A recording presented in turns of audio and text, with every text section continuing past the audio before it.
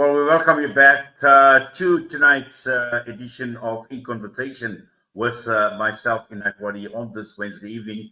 And wonderful to be back with our listeners, our viewers on the various platforms of social media. And one of the major talking points in South Africa has been the whole question surrounding the ethnic cleansing of Afrikaners in South Africa.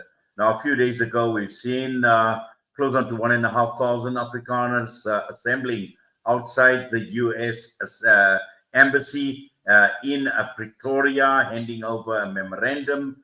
And also at the same time, we've seen some of the footage that had come through, the singing of the old national anthem in South Africa, which actually stood out. But also at the same time, the whole question surrounding the offer that Donald Trump had made to Afrikaners in South Africa, allowing them refugee status in the United States of America. And while all of this has been playing out, clearly South Africa has been under the radar. We've heard of AfriForum going across to the United States of America. We've seen Donald Trump signing executive orders talking about sanctioning politicians.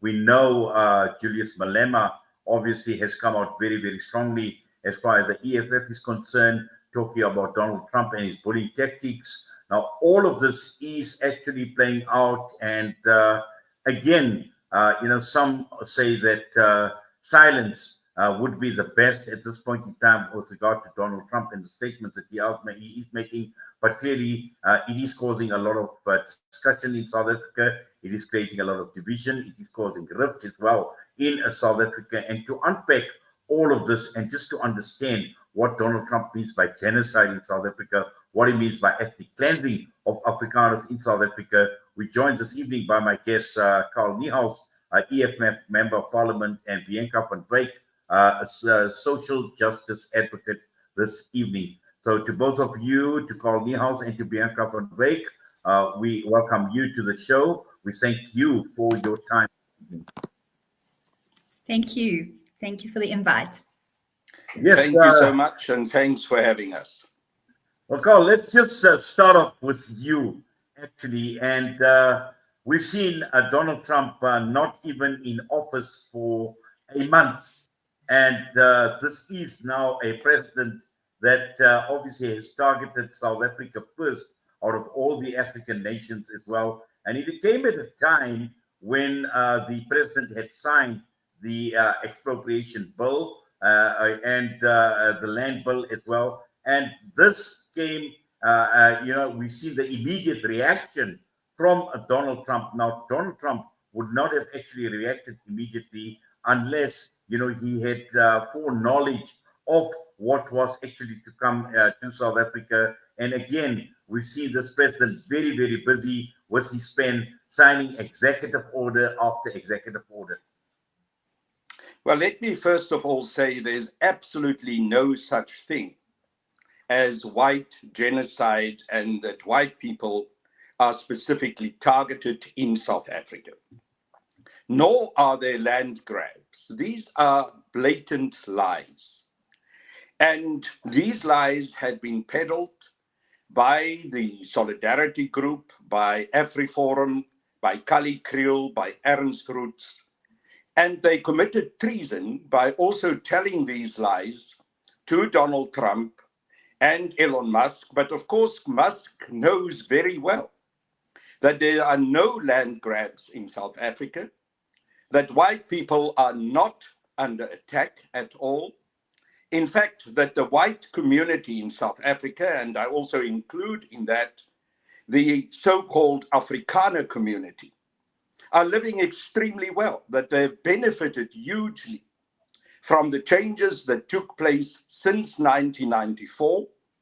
If you look at the statistics, the group in South Africa that benefited most from the transformation that happened since 1994, the way in which our country opened, the way in which the economy was open to all, were actually the white community. They are the community who have the highest employment, who still continue to control the economy of this country, and who still own very, very large trunks of land in South Africa.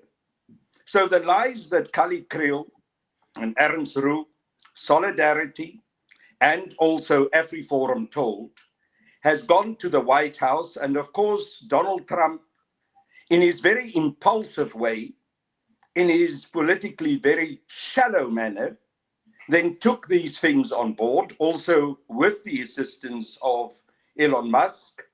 And the consequence is these bullying executive orders that Trump then signs, trying to bully us in South Africa to follow what he thinks is the correct policy for South Africa. And of course, we as South Africans, we are a proud nation.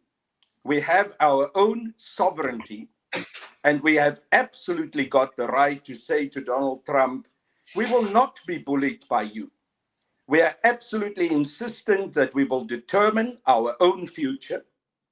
And as we have said in the Economic Freedom Fighters, it is critically important that the issue around land must be addressed. There must be expropriation of land without compensation, not because we specifically want to target people in the white community, but because restitution is necessary, because the injustices of the colonial past of South Africa, our apartheid past, continue to persist in South Africa 30 years later, and that cannot be allowed. And may I just add, and then we can open the discussion, I think, because I don't want to conduct a monologue.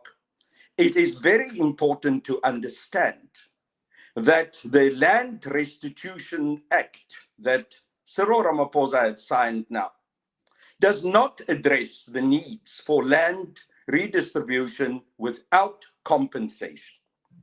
It still makes it necessary for those whose land is to be expropriated to give their permission to do so. And certainly, we need an expropriation act that recognizes the wrongs of the past and makes sure that land becomes in the national ownership of our country and can be distributed in terms of the needs and the productive use that is required. The white community owns huge tracts of land that are totally unproductive. Most farmers do not use all their farms. And an engagement about the productive use of land and expropriation of land without compensation, without smoke and mirrors, without creating the impression that you're going to deal with the issue and then you don't, as Ramaphosa had done now with this farcical Land Expropriation Act that he had signed, is critically necessary. But for Donald Trump to tell us that we must stop with land expropriation, for Elon Musk to come and threaten us because we've got black economic empowerment policies in South Africa, is not going to cut the mustard. And they must understand it. And the message from us as proud South Africans must be very clear. We will not be bullied. We will not be dictated by Trump and Musk. We will determine our own future. And we have to create a just society, because it is only on the basis of justice. It is only on the basis of restitution, as far as the wrongs of apartheid are concerned, that it will eventually be possible to have reconciliation. Reconciliation without justice, without redress in terms of the loss of the land that had been stolen by colonists from the indigenous people of this country. Reconciliation without that is certainly not possible, and that is cheap reconciliation. Well, thank you for that call, and let's bring Bianca into the discussion. Bianca, now, for someone like yourself, when I've looked at your profile, obviously you're a workplace training facilitator, but also at the same time, you are a social justice advocate and an outspoken voice against misinformation. And just following up from what Carl is saying, and he made a mention of people like Kali Kriel, and he spoke about Solidarity, AfriForum, and the like, and everybody else that obviously got into Donald Trump's ear. Just how does one actually look at what was said to Donald Trump, and how much can we rely on the information that was given to Donald Trump for him to react in the manner that he did, and particularly when we're talking about possible misinformation? Okay, so my opinion, again, this is just my opinion, is that we're missing the bigger picture on this issue. We embarrassed Israel, and it was around the genocide taking place in Palestine. And the first head of state to visit the White House after Trump's inauguration was the Prime Minister of Israel. And the next thing, the storm happened, okay?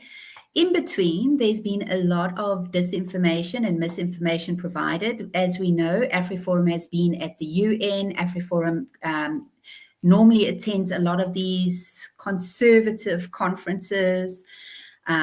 They've also put together, for a few years now, they've had a trip where they would go to Hungary, the USA. I think they went to the UK. Around the World Must Know was a campaign that they were running about the persecution of white people. But when you look at those reports, it's very outdated, and the persecution that they list are things like taking away the Afrikaans language, renaming streets, damage to statues. There's not really, and then the odd farm murder that they put in there, and they keep on mentioning farm murders as if it's only white people that are suffering, that experience crime within rural areas. So for me, I've been looking at this and I've been thinking, no, this is just such an odd reaction, considering that the USA has got a expropriation law called the eminent domain law.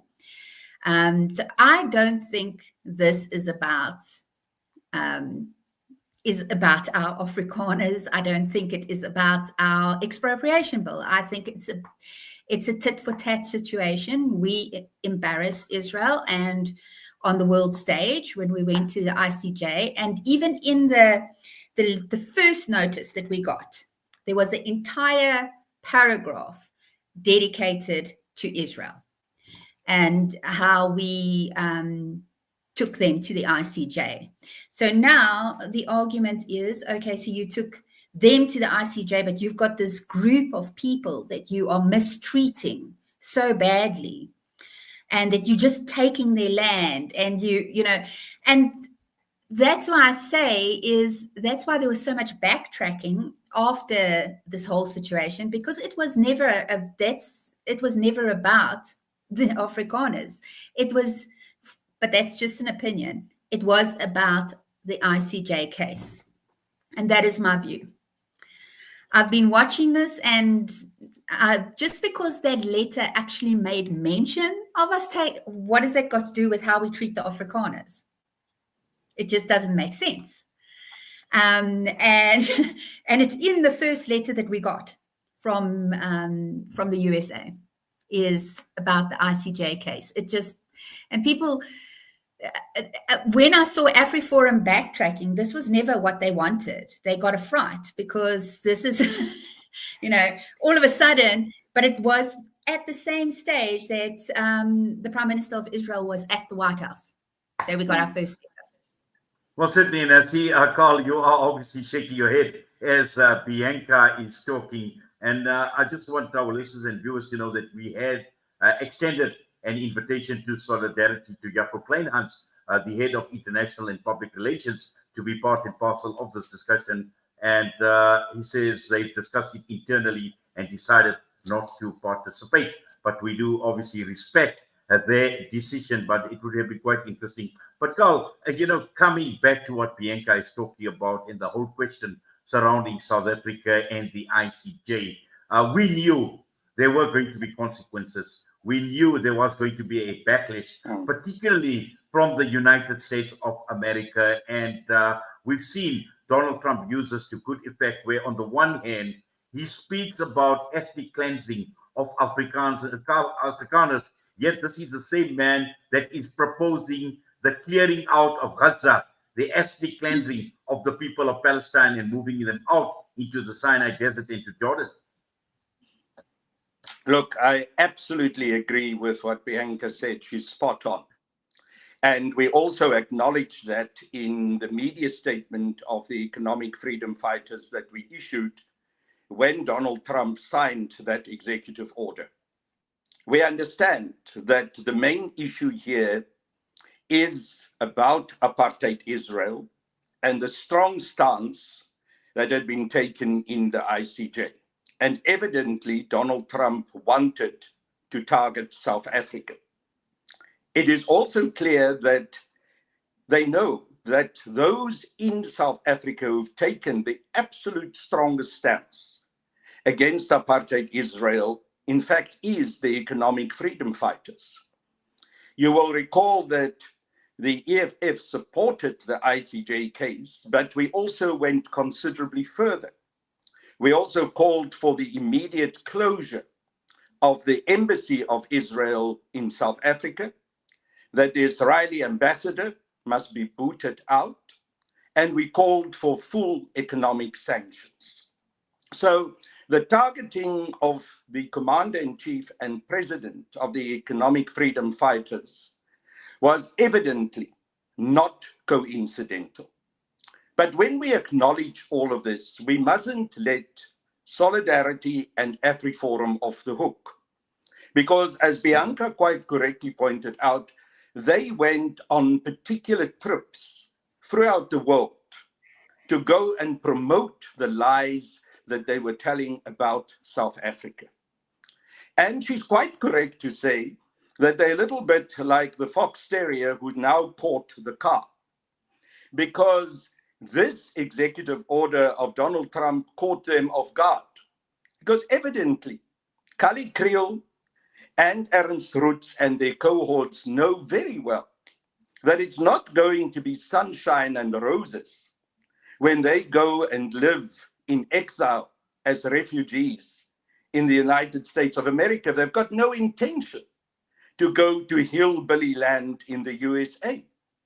They like their double cab Hiluxes. They like their Saturday afternoon braais.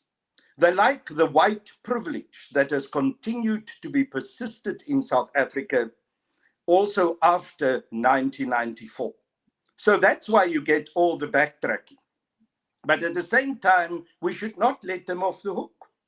They have created this opportunity for Donald Trump and for Elon Musk to attack South Africa, and specifically to attack the commander-in-chief of the EFF about our strong and principled stance against apartheid Israel. They've given them that hook to hang these actions on. And therefore, I will still maintain that AfriForum and Solidarity and those who are particularly their mouthpieces have committed treason. And they should actually be charged for their actions, because they went into the international diplomatic world and told blatant lies about South Africa. And they did so with the intention to harm South Africa. What we are faced with now is that Donald Trump is trying to use US aid and the AGOA agreement as leverage against our country. Now, I'm one of those who would love to see us walking away from the aid of the United States of America, because aid from the USA is always with the intention to manipulate and to control. It is never about empowerment. It is always about disempowerment and imperialism. But at the same time, we must object in the strongest possible terms that Trump is trying to use aid to come and intimidate and bully us. And we must raise the consequences that some of that aid tap that they're trying to close now, will have for vulnerable South Africans. And once again, Kali Kriel, Ernst Roots, and their cohorts must carry part of the responsibility for these consequences. So ultimately, yes, let us make it clear that we will not be intimidated. Let us also make it clear that we will not become those who are addicted to aid, as if we're a leash on a leash that we can be yanked in whenever Donald Trump and his cohorts want to do so. And let us stand strong on those issues. But we should also take the arguments to Trump, to Musk, to the international community, making it very clear what is happening in South Africa and how we are working for justice in South Africa, how we are not accepting any apartheid policies, and when there is failure from the former liberation movement, the African National Congress, to redress the injustices and make sure that those injustices are finally put away, then there are other people, true revolutionaries, also such as the economic freedom fighters, that have a sacred responsibility to take that fight on. And we will make very clear to the white community that we stand with open arms towards every patriotic South African, and that also include whites.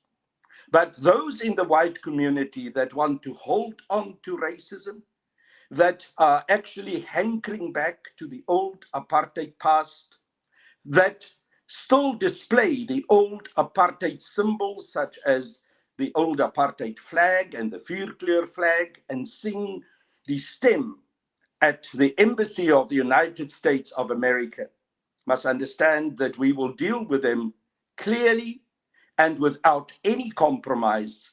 And if they want to promote racism in South Africa, the law must take its course against them. If they want to promote disunity and violence in South Africa, the law must take its course. It will always be law-based.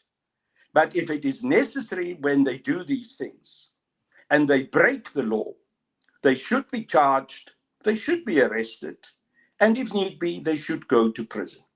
But I believe that it will be possible for us as progressive South Africans, those of us who are also in the economic freedom fighters fighting for full justice and restitution, to reach out also to those in the white community who want to see justice and are prepared to work for reconciliation. This is not an anti-white matter. It is all about justice. It is all about true reconciliation, and it is about economic liberation.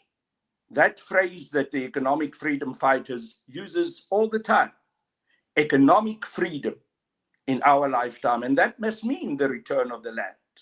That must mean the reconstruction of our economy. That must mean that the majority of Black and African South Africans must be in control of this economy, determine our future. We cannot have a situation where white companies still continue to own the majority of shares on the Johannesburg Stock Exchange. We cannot have a majority land ownership in the hands of a minority of whites.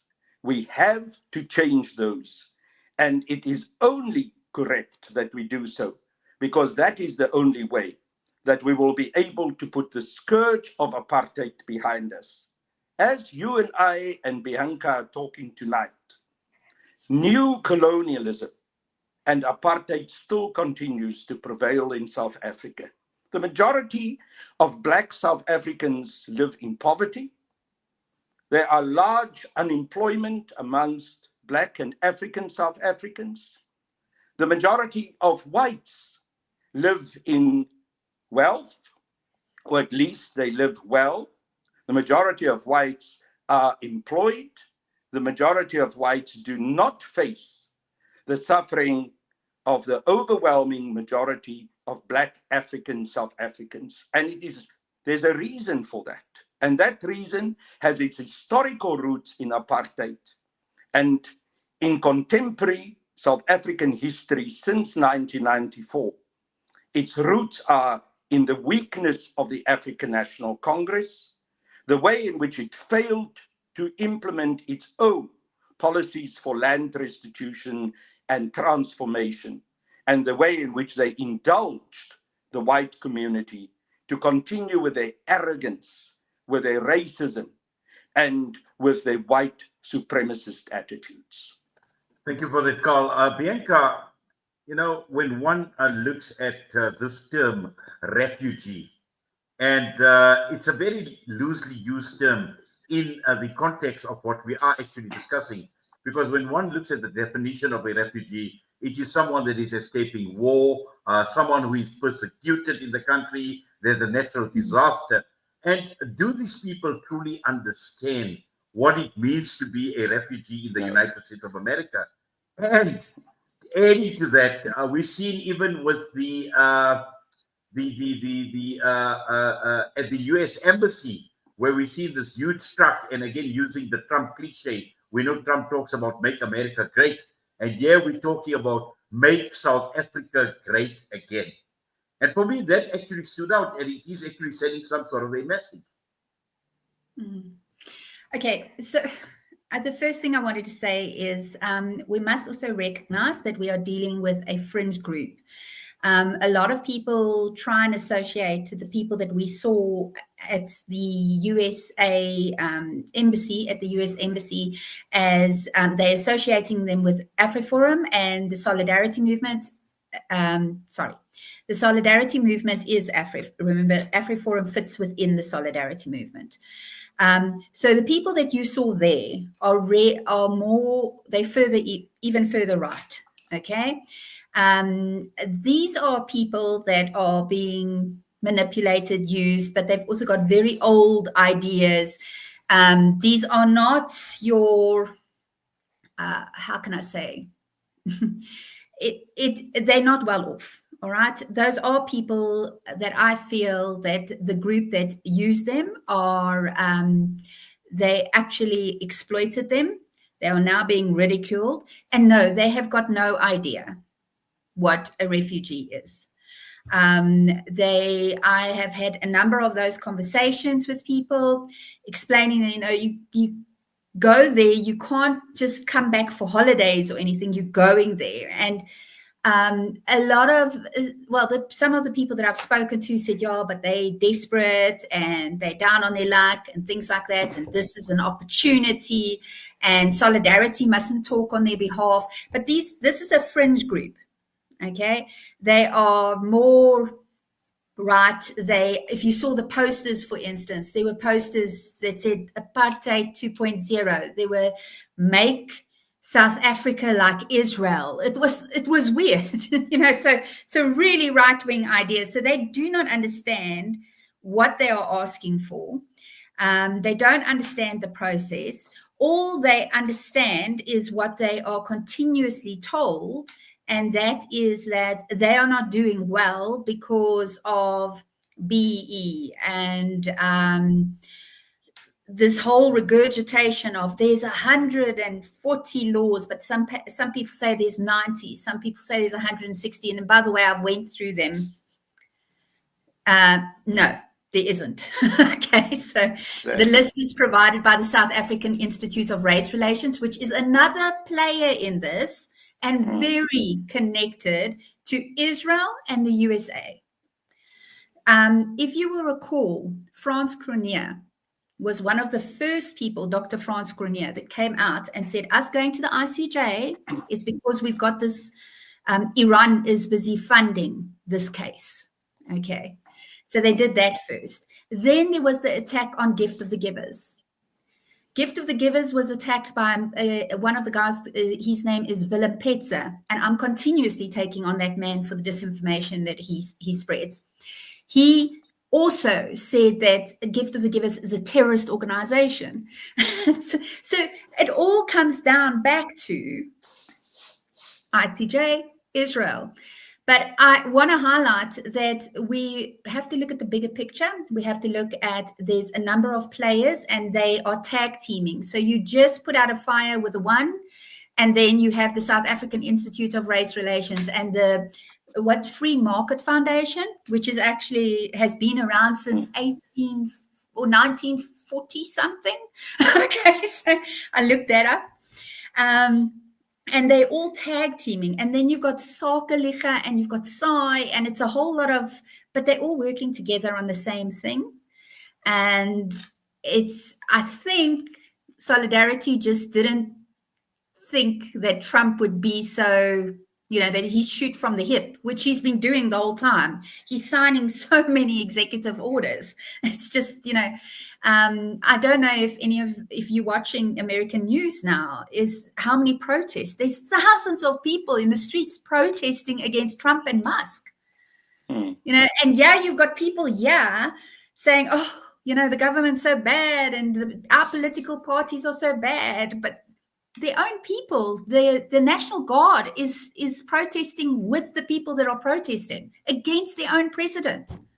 So it's not going well there. So Exactly. I just think we need to, when we're looking at this thing, we must be able to see where everyone fits in, but understand that they are working in tandem.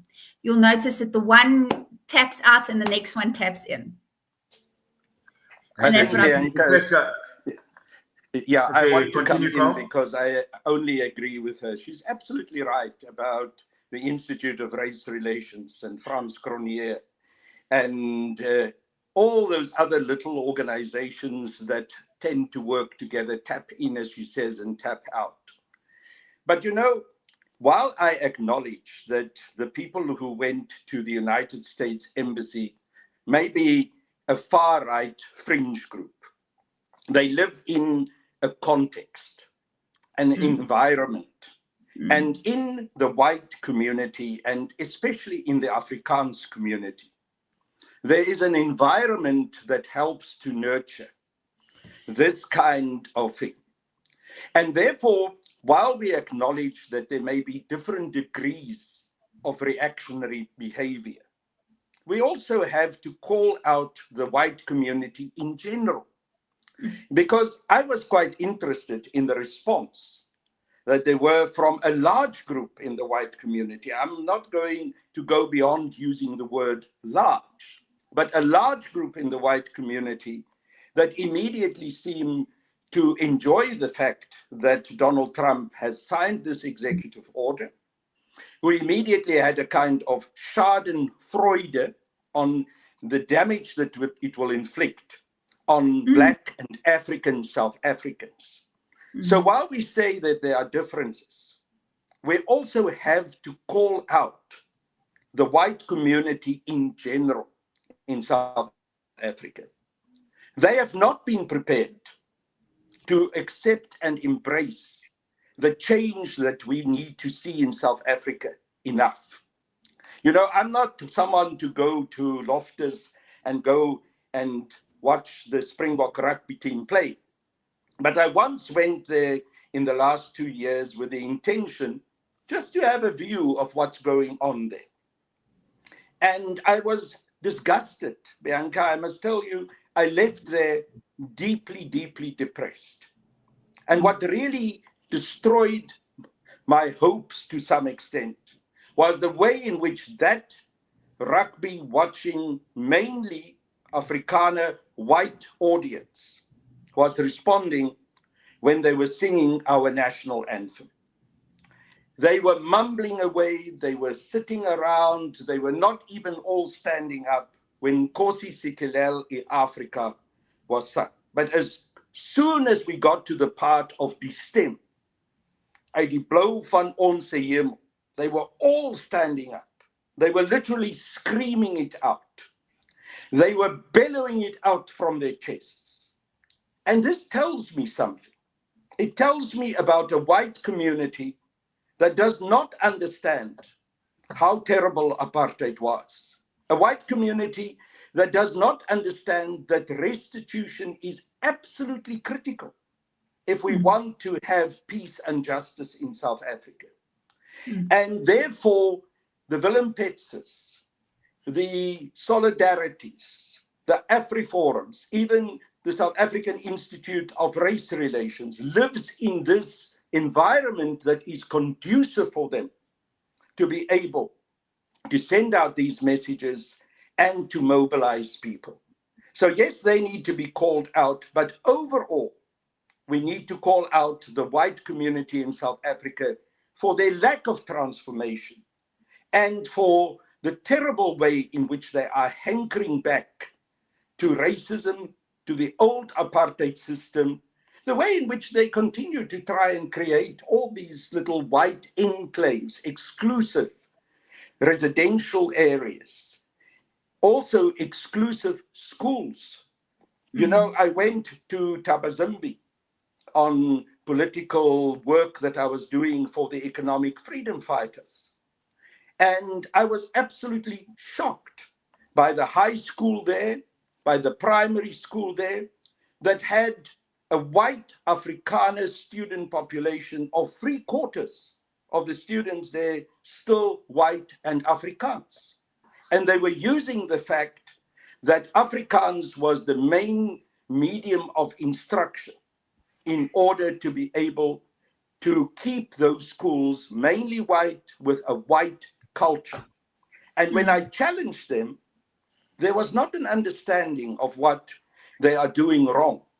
There was an outrage that I dare want to challenge them about the fact that they have a white majority, Afrikaans majority speaking school in Tabazimbi at this stage in our history. And of course, those schools in Tabazimbi are not the exception.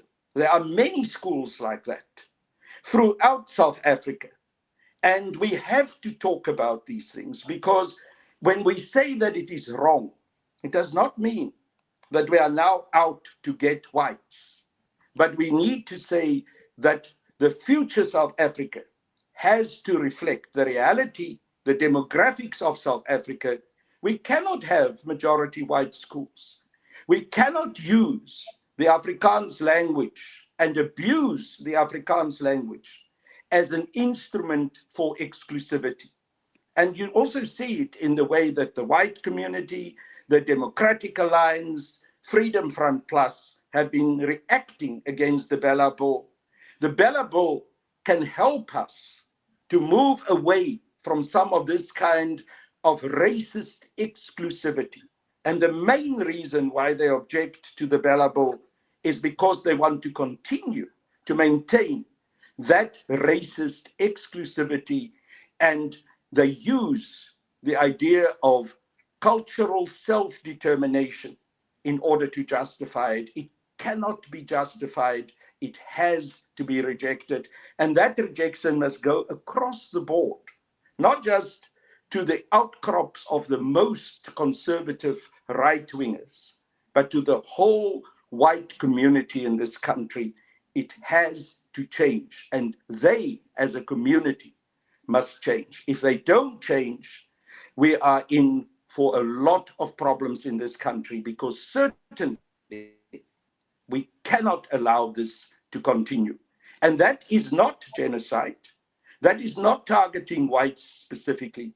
It is simply insisting that justice must prevail in South Africa, and that we must finally get rid of apartheid. Because sadly, as you and I, Bianca, speak tonight, together with our host, we must acknowledge that new apartheid is still alive and well in South Africa, and it impacts on the majority of Black Africans in the most terrible way. Thank you for that call, Bianca. We're going to put both of you on hold. I need to pay some bills. We're going to go for a quick air break. We'll be back. Thank you. Our brothers and sisters in Palestine are enduring unimaginable hardships. Ashraful Aid teams are on the ground, delivering crucial aid to those in need. But we can't do it alone. Palestine is suffering, and they need your help. Your support can make a world of difference. Visit www.ashrafulaid.org today and donate to bring hope, relief, and healing to those who are in need. Hey Gulam, Yeah? did I return your lawnmower last month? No, bye, you didn't. Oh no. Now what'll I do? I wanted to borrow it again, man. With Randry Jewelers, you won't have to borrow or lend because the prices are so well trimmed on all gold and diamond jewelry. Alternatively, we could remake your old jewelry into a brilliant new design. Visit Randry Jewelers at 151 Stevens Lamini Road, Musgrave, Durban. Randry Jewelers, the family name you can trust. They say breakfast is the most important meal of the day, yet many children go to school hungry because of poverty. Penny Appeal South Africa's Breakfast Club aims to get a warm, hearty meal to underprivileged children so they can spend their day prospering in their schoolwork. Help feed a needy learner for only 5 Rand a day, or 150 Rand a month. Or visit our website www.pennyappeal.org.za or call 031 1100 573 to find out how you can donate. Penny Appeal South Africa. Small change, big difference. World-class financial services only at Sapphire Global, your financial partner. If you are looking for Islamic, Sharia, and ethical financial products, look no further. Sapphire Global offers a wide range of financial service offerings from short-term to life and investments. A full-service center with all financial requirements under one brand. Our highly skilled and experienced consultants are ready to help protect your financial future. Contact us on 041 001 0184 or visit our website on www.sapphireglobalfs.com. Sapphire Global is an authorized financial services provider. Abu Huraira narrated that he heard the Prophet Muhammad, may the peace and blessings of Allah be upon him, say, "In black seed there is a healing for every disease except death." This Ramadan, experience the health benefits of this ancient blessed seed by using the Tib Black Seed range. Black seed assists the body to boost immunity, regulate blood sugar levels, reduce inflammation, and act as a potent antioxidant. Experience a holistic approach to health by introducing the Tib Black Seed range into your Ramadan routine. Available in capsules, pure cold-pressed oil, and a vapor rub. Trust Tib Health Sciences for quality black seed products. For more information, visit blackseed.co.za. Available at leading pharmacies. Listen to something fresh.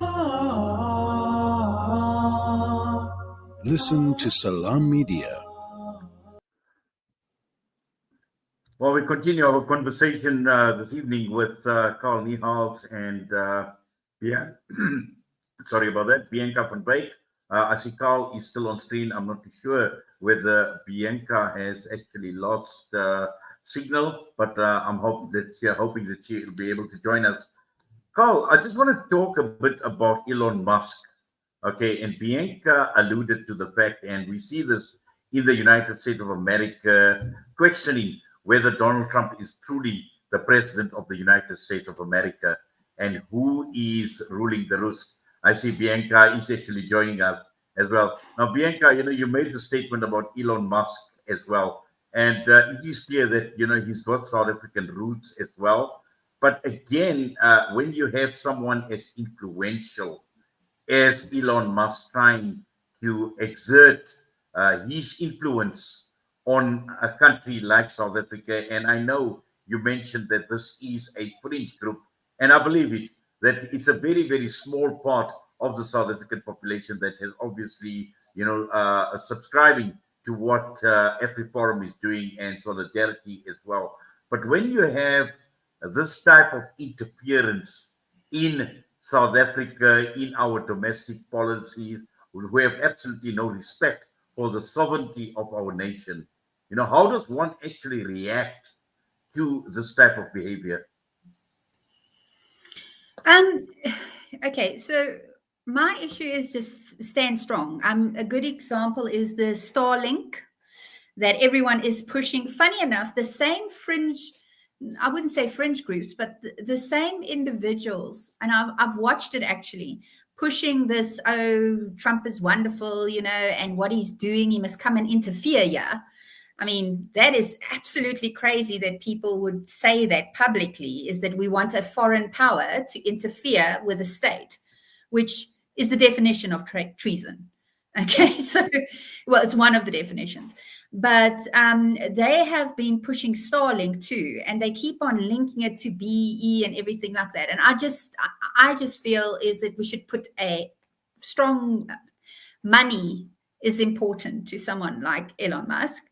Just say no, stay strong and stay focused, and also address disinformation in South Africa as much as possible. But I see our government has taken a no-nonsense stance. There isn't this accommodation for some they've just said no. Okay, even with Starlink, they've said no, it's fine. Because if we look what happened with Starlink, with I do believe that it was Gaza, that they just switched it off at a stage. They had no access to the internet at a stage. And I don't think that we can afford having someone like that with this kind of power within South Africa, that they can just take something away. So I just think that we should just stay strong and stay focused and push through, address the disinformation continuously. I mean, the amount of disinformation is just overwhelming, because what I have noticed Elon Musk is doing is he's promoting every negative aspect. So, for instance, they will take a podcaster that has said something at some stage. They will take the CIC of the EFF and they will take it out of context. And years ago, this is Blackland First, Andile, they took his stuff years ago. And I mean, his party got deregistered and it was a small party. So they honing in on these tiny little things, and we're jumping from one thing to another instead of actually just staying focused and making sure that we address the disinformation and encourage people to engage in conversations. But also, as Carl said, highlight that, the fact that there are so many people that look like me, like myself and Carl, that are celebrating this bully from the USA and his billionaire sidekick interfering in this country really is concerning. I have always understood that the racism thing, because of the privilege thing and also the superiority, I have understood that it is something that you need to deconstruct. But I never knew that we are so unpatriotic. I really didn't know that ordinary South Africans that profess to love this country would encourage this attack on our sovereignty. And I'm struggling with that. So I just think, Bianca, I want to pick up on the issue of patriotism, because it's a critical issue. And Bianca is absolutely correct that a large part of the white community in South Africa have shown themselves to be totally unpatriotic. And of course, that has got to do with the racism that is still ingrained in them. So they're unpatriotic because they do not see themselves as part of this democratic, non-racial society, this South Africa that we are trying to build, where there must be justice and there must be reconciliation based on justice. And of course, Elon Musk is a product of white South Africa. He grew up in South Africa. He has those attitudes, and he still has that kind of white supremacist view that he can dictate to the majority of Black South Africans. So I agree absolutely with Bianca that as far as Starlink is concerned, Musk can keep Starlink. If he doesn't accept our law and he doesn't accept that Black economic empowerment determines how Starlink should be able to function in South Africa, he can keep Starlink. But we must be stronger than that. We must be very clear that we will not be intimidated by Donald Trump nor by Elon Musk. And the information that we need to make available to the world community is exactly this information about the link between Musk, between Donald Trump and what they are doing, and apartheid Israel.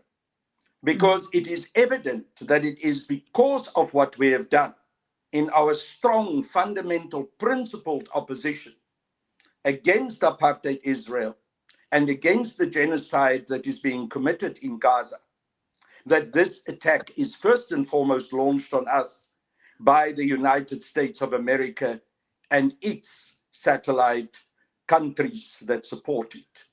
But at the same time, we must also be strong in our patriotism to insist that every South African in this country has to speak out against this treason, because Bianca is correct when she says what they have done is the definition of treason. And that's why I said earlier that I believe that those who make themselves guilty of such treason should be charged and they should face the consequences. The whole law book should be thrown at them. At the same time, while I would love to see white South Africans staying in South Africa, I'd love them to be part of a just society. If there are those who want to leave, they must leave. They will suffer. They're going to find out that the grass is not greener on the other side of the fence.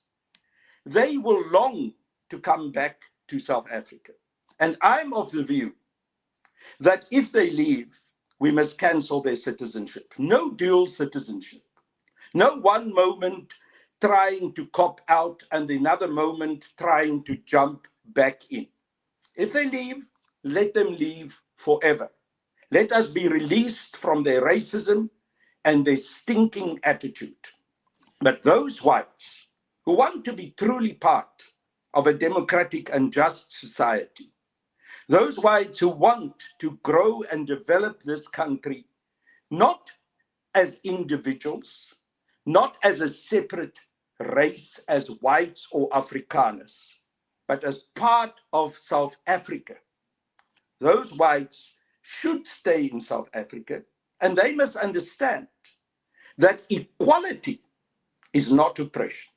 Because the problem that we are faced with at the moment is that the solidarities, that the AfriForums are telling the white community that equality is oppression. And that is born out of this white superior, supremacist, apartheid attitude. They are not prepared to make any adjustments to their lifestyle. They're not prepared to accept restitution. And therefore they think the policies for equality and for justice is oppression. And that we can never make any common good with. That we have to challenge unequivocally so. And those whites who do not want to accept it must be dealt with. I'm sorry. At some stage, after 30 years of reaching out, of trying to be as accommodating as possible, I said the other day in one of my podcasts, of actually referring to something which never existed in South Africa, but it was promoted by people like Desmond Tutu, the Rainbow Nation.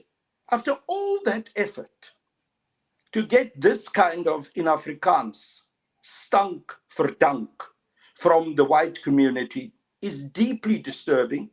It is hurting, and without me being arrogant, but I think it has to be said, those who want to leave, they must footsack. But when they footsack, they must know that when they walk out of that door, when they walk through the door at customs, at OR Tambo, and they got onto a plane to the United States of America or to Europe, they're not welcome to come back. We have to be clear. In fact, Carl, I just want to stay with you for a few minutes before I get to Bianca. And if someone, who's been in politics for a very, very long time as a seasoned politician. And we are led by people like yourselves, part and parcel of the government and politicians as well. Now, we've seen our president talk about not being bullied and refusing to be bullied by Donald Trump. We've seen your commander-in-chief, we've seen Julius Malema come up very, very strong when Elon Musk actually wants to label him as an international criminal who needs to be charged as well. And we've seen a similar response come through from Julius Malema. And just as a government, and now that we have a government of national unity with different ideologies, how should the government be actually looking at what Donald Trump is saying and what AfriForum is doing now? We know we've spoken about the treason and all of that as well, but just looking at it from a government point of view, because we are obviously led by the government and we rely on the government obviously to react. What are you hoping to see? What are you hoping to see? We should respond by pushing for progressive economic policy, for full transformation, for true restitution and also expropriation of land without compensation, not the kind of smoke and mirrors weak bill that Ramaphosa signed. We must make sure that this economy gets into the hands of the majority of Black and African South Africans. We must strengthen our government and our state-owned enterprises. We must get rid of all the vestiges of racism, whether it's in the names of schools and streets. We must make sure that we create a society that reflects the majority of Black and African South Africans, and a society that will give justice to the majority of Black African South Africans. In that community, in that society of justice, there is absolutely place for all South Africans, including also whites, who are prepared to accept a just South Africa and a South Africa that empowers the majority of Black and African South Africans. People like Elon Musk must not be allowed to have any say in terms of trying to intimidate us. We must not allow Donald Trump to intimidate us. I know that the leader of my political party, the CIC and president of the Economic Freedom Fighters, will not be intimidated. I'm not so sure if Cyril Ramaphosa is beyond being intimidated. I have my own views about him, but in this particular instance, I sincerely hope that also he will stand strong, because we need to unite as South Africans across the board to say no ways to Donald Trump, to reject the racist that we see in Elon Musk. And as Bianca quite correctly said, we mustn't be running helter-skelter, responding to one little issue after the other. We must have a clear set of empowerment and restitution policies. We must implement them. And I sincerely hope, with the crisis that we see in this so-called government of national unity, which is really just a coalition, a grand coalition with white supremacists such as the DA and the Freedom Front Plus and a few other small hanger-ons.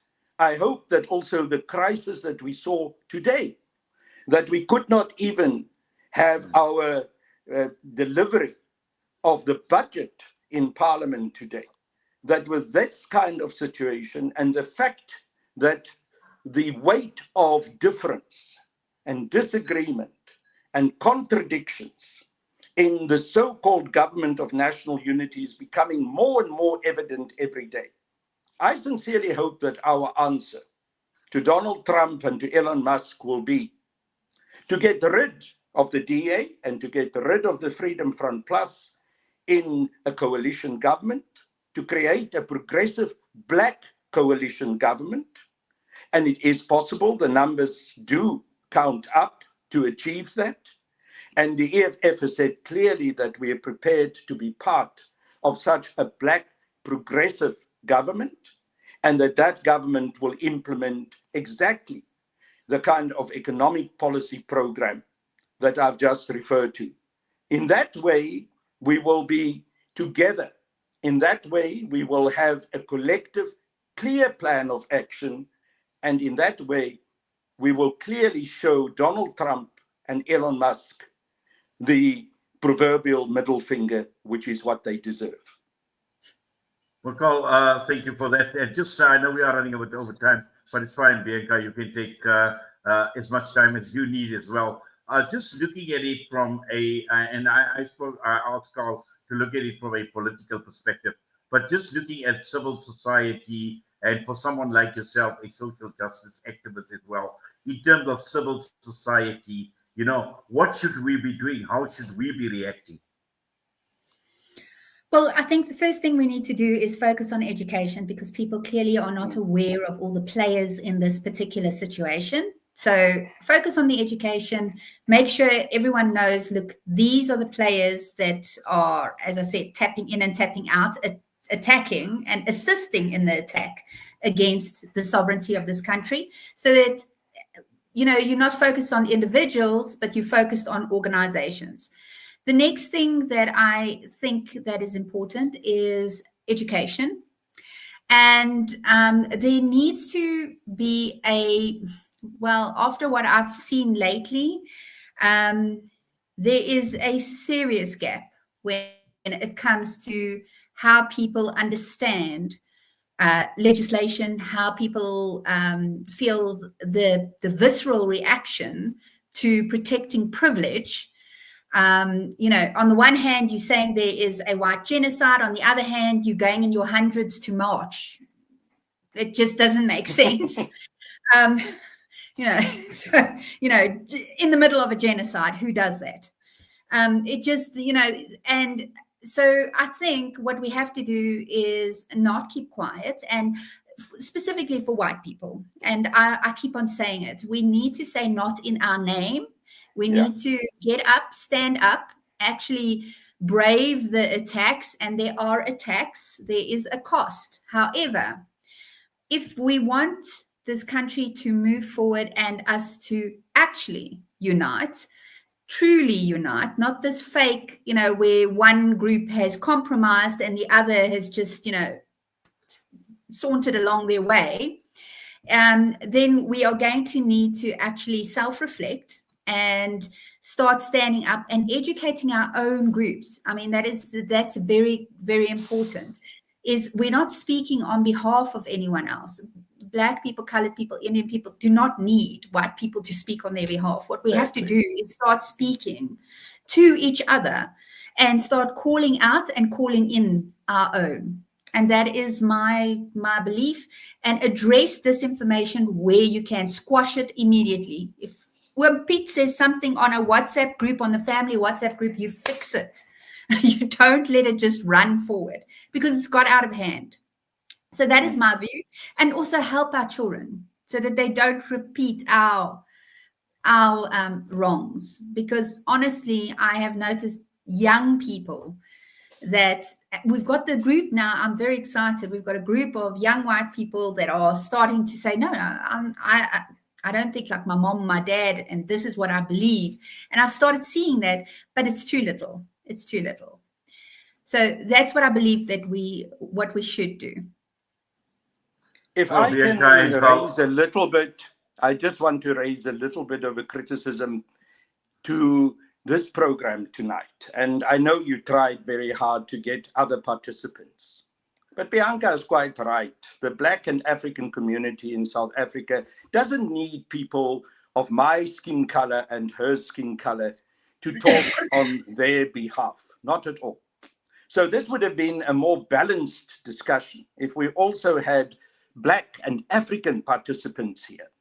And we should try at all costs always to achieve that objective, so that we do not try to be the mouthpieces of the majority of Black and African South Africans.